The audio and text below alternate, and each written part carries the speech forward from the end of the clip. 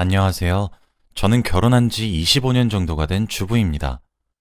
그냥 문득 살아온 세월을 회상하다가 제 이야기를 한번 하고 싶어서 이렇게 사연을 보내게 되었어요. 지루한 이야기일 수도 있겠지만 들어주시면 감사하겠습니다. 제 부모님은 제 또래 친구들의 부모님에 비해 연세가 있으셨습니다. 저희 부모님은 저를 아주 늦게 낳으셨거든요. 어머니와 아버지, 두 분 모두 형태가 없는 사랑보다는 일에 대한 욕심이 많으신 분들이셨습니다. 공부하는 것을 좋아하시고 성취하시는 것에 보람을 느끼시는 것을 좋아하셨어요. 그 때문인지 두 분 다 결혼하는 시기를 놓치셨다가 늦게 결혼을 하셨어요. 결혼을 했을 당시에 어머니는 37살이었고 아버지는 40살이셨죠. 지금 같은 세상에서는 저 나이 때에 결혼을 하는 사람들도 많고 인생은 마음부터 이런 말들도 있었지만 어머니와 아버지의 세대에서는 결혼을 정말 늦게 하신 편이라고 하시더라고요. 어머니와 아버지는 공부에 흥미가 많았는데 심지어 잘하기도 하셨습니다. 아버지는 심지어 그 시절에 유학까지 갔다 오시기도 하셨죠. 아버지는 해외에서 일을 하시다가 부모님을 뵙기 위해 한국에 잠시 들어온 적이 한 번 있었다고 해요. 그런데 바로 그때 저희 어머니를 만나게 되신 거죠. 우연한 기회로 어머니를 마주치게 되었는데 바로 그때 첫눈에 반하셨다고 하시더라고요. 운명적인 첫 만남이었던 것이죠. 어머니와 대화를 주고받을수록 호감은 커졌다고 합니다. 그러나 잠시 한국으로 돌아왔던 터라 다시 일을 하기 위해 해외로 나가셔야 했죠. 아버지는 아쉬움이 많이 남아서 어머니와 메일 주소를 교환하고 다시 외국으로 돌아가셨어요. 하지만 외국에서 일을 하면서도 저희 어머니가 그렇게 생각이 났다고 해요. 물론 저희 어머니도 같은 입장이었다고 했습니다. 그렇게 메일을 주고받으며 서로 연락하다가 아버지가 한국에 들어오시면 종종 만나셔서 데이트를 하셨다고 해요. 그렇게 2년 정도 연락하다가 아버지는 안 되겠다 싶으셨고 해외에서 하시던 일을 정리하시고 그대로 한국으로 귀국하셨습니다.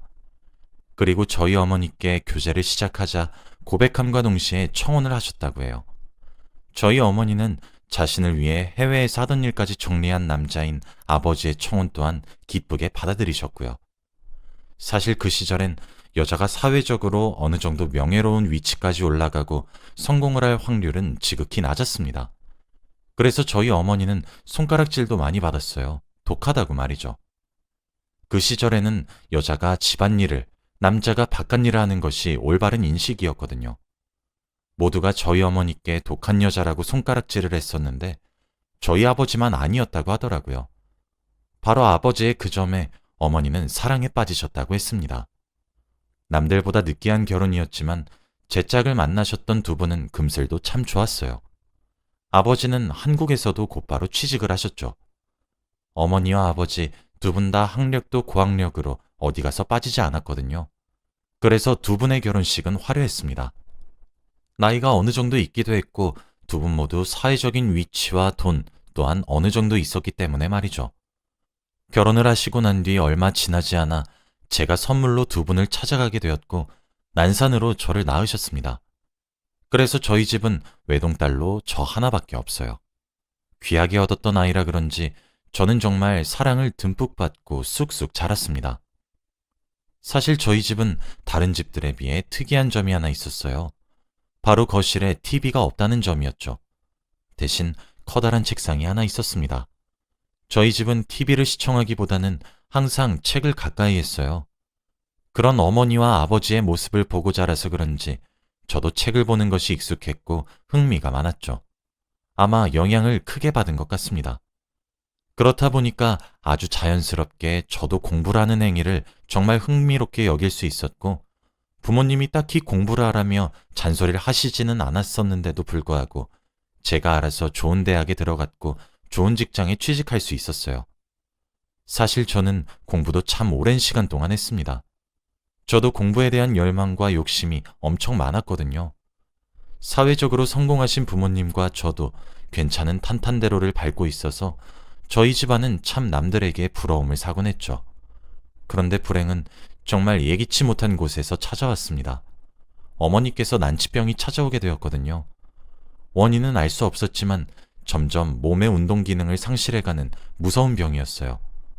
어머니는 점차 몸에서 근육이 사라져갔고 끝내 휠체어에 의지하는 삶을 살게 되었습니다. 아버지도 퇴직을 하시고 어머니를 보살피기 시작했어요. 어머니께 찾아온 병은 정말 무서운 병이었습니다.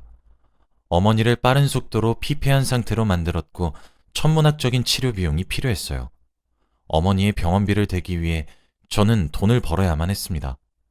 어느새 남들보다 조금 더 부유했었던 저희 집은 점차 빚이 쌓여가고 있었어요. 그래도 아버지가 버티고 서 계셨기 때문에 열심히 하면 괜찮을 거란 생각을 계속 가지고 있었죠. 그런데 제 불행은 거기서 끝나지 않더라고요. 아버지께도 간암이라는 병이 찾아왔거든요. 어머니와 아버지의 병원비에 등골이 휠 정도였습니다.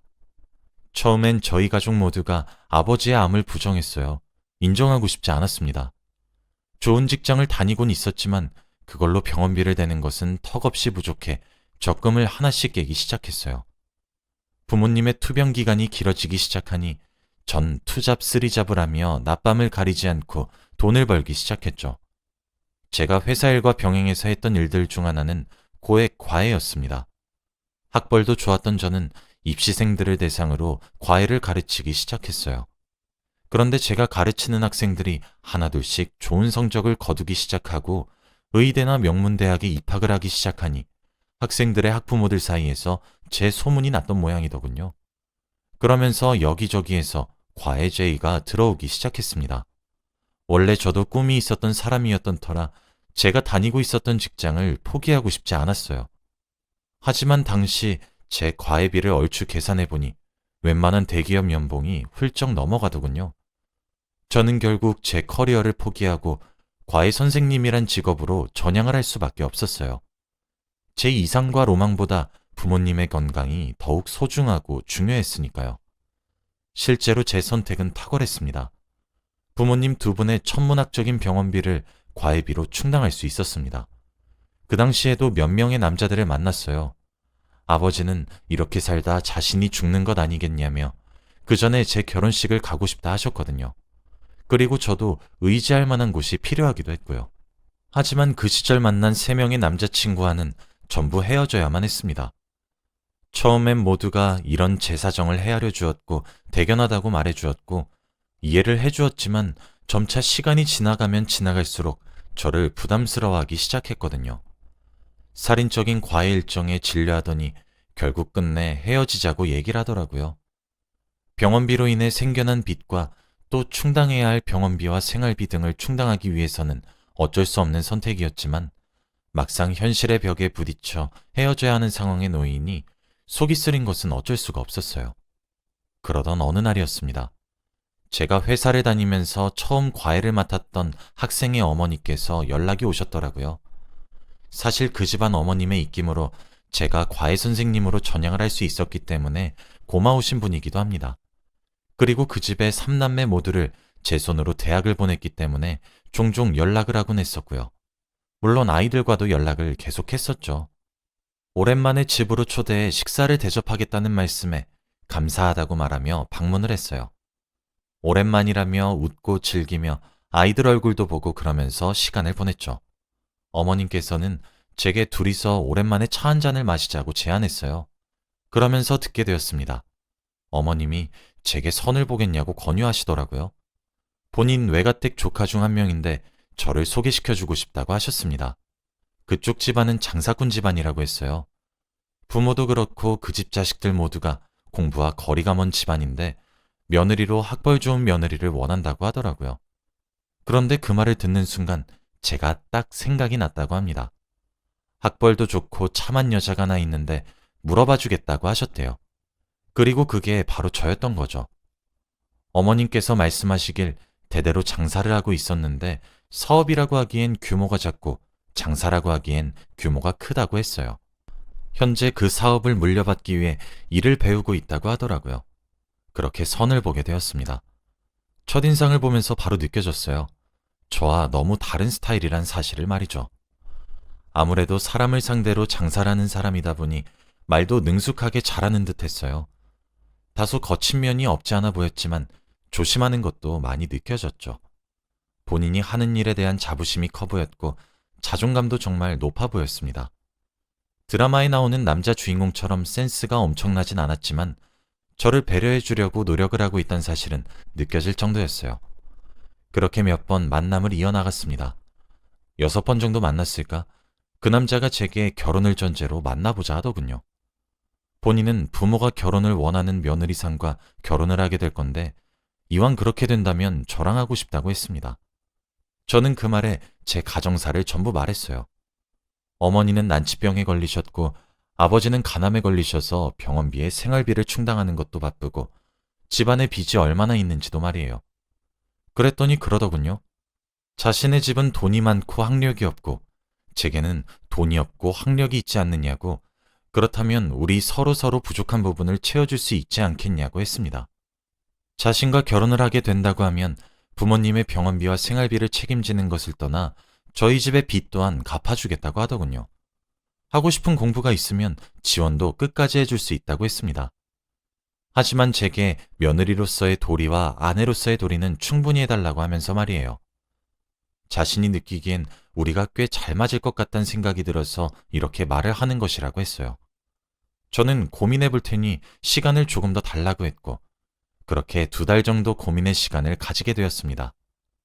솔직히 흔들렸어요. 그렇게 그 남자와 결혼을 하게 된다면 사랑이 없는 결혼이 되겠지만 편안하고 안락한 삶을 살 수 있을 것 같더라고요. 제 결혼의 목표가 사랑하는 사람과 알콩달콩 살고 싶은 것이라면 그 목표를 위해 포기를 해야 하는 것들이 어느 정도 있을 거고, 사는 데에 경제적인 부분이 문제가 되어 그 부분을 해결해야 한다면 감수하고 포기해야 되는 부분도 있을 거란 생각이 들었어요. 제가 원하는 것이 뚜렷하다면 그 뒤에 수감되는 고통들을 감수하고 견디기가 더 나을 것 같더군요. 그리고 저는 더 이상 그렇게 무언가에 치이는 삶을 살고 싶지가 않았습니다. 무언가를 선택하면 그에 따라오는 것들은 반드시 있으니까요. 20대 후반의 나이부터 갑작스럽게 찾아온 불행의 연속에 지칠 대로 지쳤고 누군가가 내미는 도움의 손길을 뿌리치기가 힘들었습니다. 어차피 사랑으로 결혼을 해도 그 사랑이 몇 년밖에 가지 않다가 다들 우정으로 산다는데 죽기 전에 제가 가정을 꾸리는 모습을 보고 죽는 것이 꿈이라는 말을 하시는 부모님을 외면할 수도 없었죠. 어차피 사랑으로 결혼을 해도 그 사랑이 몇 년밖에 가지 않다가 다들 우정으로 산다는데 우정으로 시작해도 되지 않을까 하는 합리화를 하기 시작했어요. 죽기 전에 제가 가정을 꾸리는 모습을 보고 죽는 것이 꿈이라는 말을 하시는 부모님을 외면할 수도 없었죠. 그렇게 그 남자와 결혼을 하게 되었습니다. 제 상황이 막막한데 이런 집안의 자식을 며느리로 삼으려는 집안도 많이 없잖아요. 그렇게 10번도 채 되지 않는 만남 끝에 저희는 결혼을 전제로 만나게 되었고 만난 지 6개월 만에 결혼을 하게 되었습니다.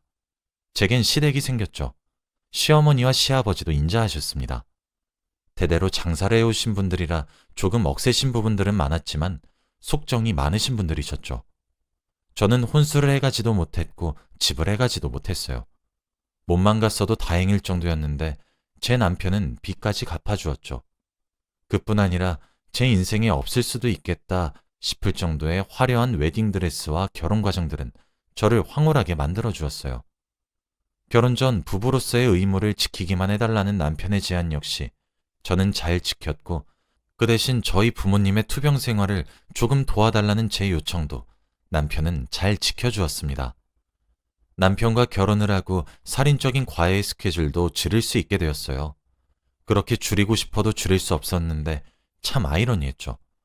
남편은 제가 하고 싶었던 공부에도 지원을 해주었어요. 관심사가 달라서 결혼 전엔 참 많은 걱정을 했었는데 막상 같이 살고 보니 재밌게 살 수 있더군요. 남편과 시댁 덕에 저는 마음 편하게 제 부모님을 모실 수 있게 되었고 잘 보내드릴 수 있게 되었습니다. 지금은 2분 다 돌아가시고 계시지 않아요. 하지만 남편이 저희 부모님의 투병 생활을 도와주지 않았다면 저는 많은 부분들이 제게 한으로 남았을 것이라 단언할 수 있습니다. 남편에겐 참 고맙죠. 어머니와 아버지의 임종을 지켜야 할 때에도 남편은 저희 부모님께 자기 걱정은 접어두고 괜찮으니 믿고 맡겨달라고 위로해주기도 했어요. 그 말에 안심하시고 세상을 차례로 떠나가셨습니다. 남편과 시댁 어른들께서는 공부에 흥미와 재능이 없으셨을 뿐이지 며느리인 제 말도 귀 기울여 들어주시고 사랑해 주시더군요. 돈 보고 결혼하긴 했지만 세월이 지나고 저희 부부 사이에 아이도 생기고 나니 불나방처럼 뜨겁고 열렬한 사랑을 하진 못했지만 연탄불처럼 은은하고 오래가는 사랑을 할 수 있게 되더군요. 여유로움에서 느낄 수 있는 안락함이 참 좋았어요. 불같이 뜨거운 사랑도 있지만 편안하고 여유로운 사랑도 있다는 사실을 알게 되었습니다. 저는 결혼 이후에도 소수정예로 과외는 계속해왔어요. 학부모님들 사이에 소문이 많이 나기도 했죠. 남편은 그런 제게 작은 학원을 차려보는 것은 어떻겠냐고 하더라고요. 저희 동네에 영어와 수학을 가르치는 단과 학원을 하나 차리게 되었고 지금은 제가 어엿한 원장의 자리에 앉아 있습니다. 남편이 장사꾼이긴 한 것인지 아니면 제게 가능성을 본 것인지 모르겠지만 학원은 성황리였어요. 제가 하고 싶었던 공부는 접어야 했지만 또 다른 제 적성을 찾았기에 접은 공부에 대한 미련이나 후회는 없습니다. 또 저는 결혼 후 딸과 아들을 하나씩 낳았어요. 알고 보니 시댁 자체가 손이 무척이나 귀한 집이었는데 제가 아이를 둘이나 임신해서 저를 복덩이처럼 대해주시더라고요.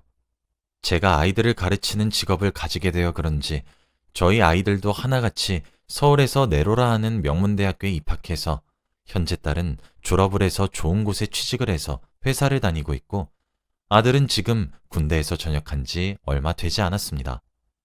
지금 딸아이의 나이가 딱 제가 힘들어했을 시절 또래의 나이라 그런지 옛날 생각이 참 많이 나는 것 같아요. 며칠 전 남편에게 나랑 결혼해야 되겠다는 확신은 언제 든 거냐고 물으니까 제 가정 환경을 보고 그런 생각이 들었다고 하더라고요. 그렇게 불우하다고 느껴서 비관적으로 생각할 수 있는 환경에서도 어떻게든 제 꿈을 놓지 않으려고 하면서 가족들에게 희생을 할 수 있는 모습을 보면서 저와 결혼을 해서 자신의 미래를 맡기게 되면 어떤 불행이 저를 덮쳐도 헤쳐나갈 수 있겠다는 확신이 들었다고 하더라고요. 세상 사람 모두가 완벽할 수도 없는 노릇이고 서로 부족한 부분이 있으면 채워가면 되는 부분이라고 생각했기에 제 경제 환경이 하나도 흠이 되지 않았다고 합니다. 그 말이 제게 참 감동적으로 들렸어요. 그래서 결혼을 앞둔 사람들께 말하고 싶습니다. 사랑이 있으면 좋겠지만 부부 사이가 되기 위해 가장 필요한 덕목은 함께하는 미래를 배우자에게 맡길 수 있는가. 이 부분이 가장 중요한 것 같아요. 저도 남편도 서로에게 좋은 미래가 되어주기 위해 많이 노력하고 있거든요. 제 이야기는 여기까지입니다. 긴 이야기를 들어주셔서 감사해요. 다들 건강 유의하시길 바라며 행복하세요.